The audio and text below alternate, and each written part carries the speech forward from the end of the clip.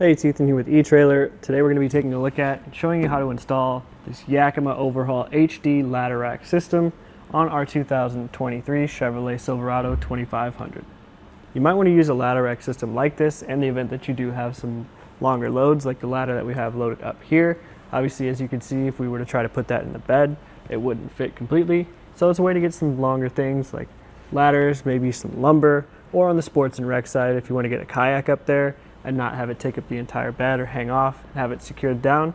These are a great way to do that.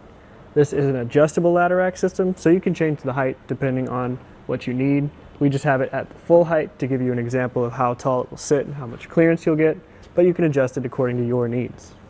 We're using our 68-inch crossbars here. There's not a ton of overhang. I think it's a really nice fit overall. As you can see on the end here, there are spots for you to tie down or strap or use hooks in our case. Additionally, there is also a T-track here, so you can slide some load stops in, or you can put accessories in here, like your ski and snowboard carriers if you want to, bike racks, anything like that that you want to carry on the crossbars. Additionally, the crossbars will work with clamps, so if you have accessories with clamps, those will work too. As it says, the system is able to support up to 500 pounds on road, and if you want to take it off-roading, it'll support up to 300 pounds. On the sides of the towers here, you can see that there are these side rail slots for you to fit those in. If you want a little bit more extra storage, you could put those in here. Also, there's this anchor point here for more straps if you want, and a bottle opener at the bottom if you want to crack a cold one after your long day. With the ladder rack fully up, you're going to be adding a little bit of height to your vehicle overall.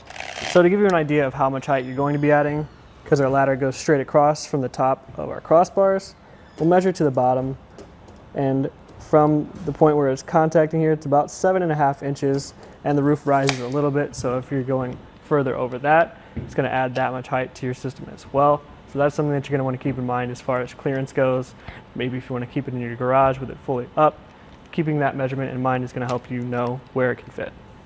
The system itself, I think, is really well built. As you can see with the bases in place, I can shake it and it's not going anywhere. It's made of aluminum and a black powder coat finish, so it's lightweight, but it's also durable. The black powder coat finish is going to help it stand up to the elements, sun, snow, whatever you want to throw at it. It's really modular and easy to adjust as well, so the fact that it does go up and down to accommodate different size loads is really cool. And if you want to use it with a tonneau cover, you can.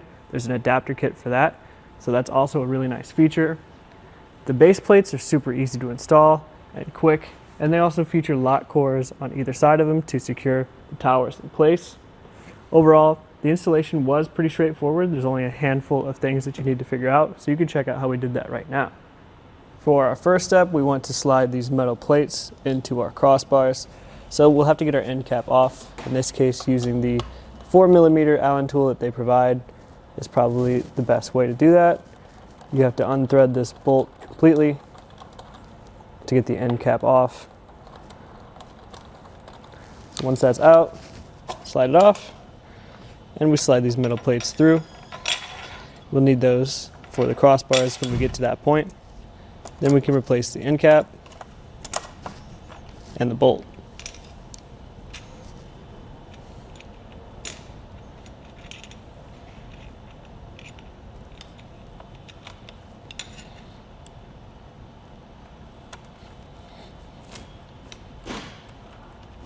Our next step is to get these bases set up. So we have all three of the other ones already in place. So this is our last one, but it's the same process for every one of them. Just lining it up with the other side. We can get that in place, and then we can grab the stuff that we're going to need for our clamps. So first thing we're going to do is fit these square washers down into the track on either side. And we can slide the bolts in there, or we can wait. Up to you. I like to just have them in place. And then we want to find a good spot for our clamps underneath. The nice thing about these bases is that they do have a slide track, so you can find somewhere where it fits flush and then hand thread it just to the point where it sits. And then we can grab our other clamp and do the same thing. We'll hand thread this again until we get to the point where we can't anymore. Same with the other side. And then we'll grab the 10mm Allen wrench and tighten them down fully.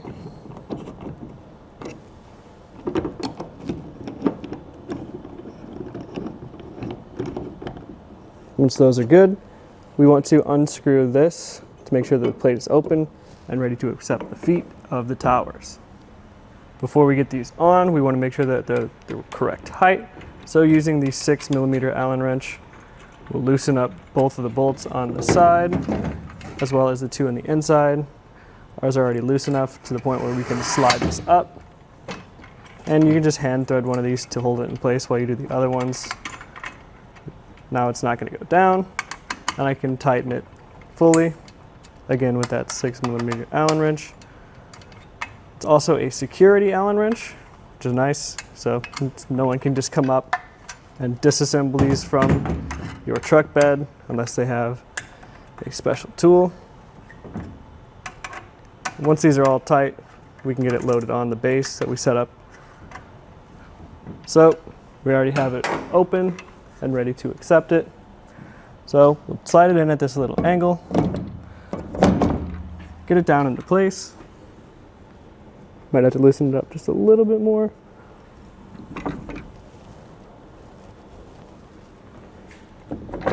There we go. And just hand thread that for now, and then we'll tighten it up. This time using the 4mm Allen key.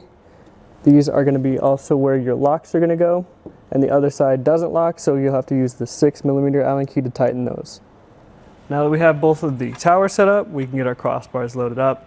I like to start with them upside down because they do have these rulers built into them, so you can get an idea of where they go. And you just want to line it up, making sure that you have the same measurement on either side. So this side needs to come this way just a little bit. Once we're happy with the measurements, flip the crossbar over, doing our best to keep it in that same position that it just was. And then come under here, and I like to just slide the plate enough to where this first one will thread, and just hand thread it. Once the first one's in place, the second one should already be lined up. I like to fit it in with the tool, otherwise it's kind of hard to get it in that hole where it sits. And then I'll come back and tighten the first one fully. And we'll repeat this process for the other side of the crossbars. The final step is just to put the locks where they go on these posts and lock them into place. There's one on the front set and one on the back, so same process for both. Overall, if you're looking for a ladder rack system with the adjustability and the modularity that you can't get on a lot of other ladder racks, this might be a really great option for you. Again, maybe you're trying to transport some larger, longer loads. Maybe you work in construction and you have ladders or lumber that you're trying to get. Or on the recreational side, if you want to get some kayaks or some other crossbar mounted accessories, this is a really good option. Overall, this was just a look at the Yakima OverHaul HD ladder rack system and how it fits on a 2023 Chevrolet Silverado 2500.